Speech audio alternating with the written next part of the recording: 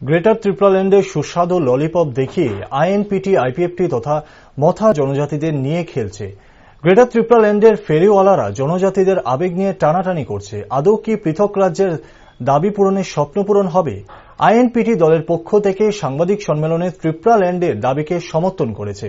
বৃহস্পতিবার আগরতলা প্রেস ক্লাবে আইএনপিটির এক সাংবাদিক সম্মেলনে জানানো হয়, বিভিন্ন দাবি নিয়ে আগামী নভেম্বর মাসে সম্মেলন অনুষ্ঠিত হবে।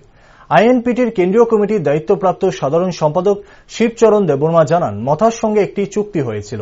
সেই চুক্তি হল আইএনপিটির নাম পাল্টে ত্রিপুরা মথার নাম ব্যবহার হবে, কিন্তু আইএনপিটি রেজিস্ট্রেশন এবং কনস্টিটিউশন ব্যবহার করা হবে। এই চুক্তি অনুসারে আইএনপিটি মথার সঙ্গে মিশে যাওয়ার কথা ছিল, কিন্তু 2023 সালের বিধানসভা নির্বাচনের প্রাক মুহূর্তে ত্রিপুরা মথার নতুন রাজনৈতিক দলের রেজিস্ট্রেশন নিয়ে নেয়। আসলে ক্ষমতার লোভে জনজাতি দলগুলির মধ্যেই চলছে দড়ি টানাটানি।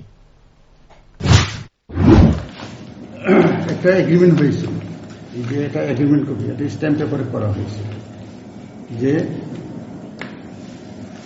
আইএনপিটির নাম চেঞ্জ করে ত্রিপুরা মথা হবে। আচ্ছা।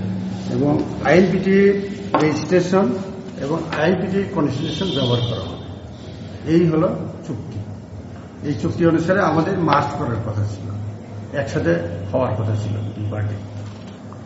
কিন্তু আমরা কি দেখলাম, 2023 রাজ্য বিধানসভার আগ মুহূর্তে 2023 এই যে লাস্ট যে অ্যাসেম্বলি ইলেকশন, এর আগে ত্রিপুরা মথা তাদের নিজস্ব রেজিস্ট্রেশন নিয়ে এসেছে। তাহলে আমরা বলতে চাই এই এগ্রিমেন্টটা নাল এন্ড ভয়েড হয়ে গেছে।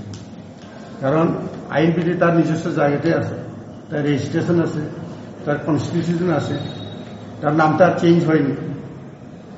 কাজেই যদি কেউ বলে থাকে যে মিশে গেছে, এটা ঠিক না। তাই নিয়ে আছে আমার কাছে।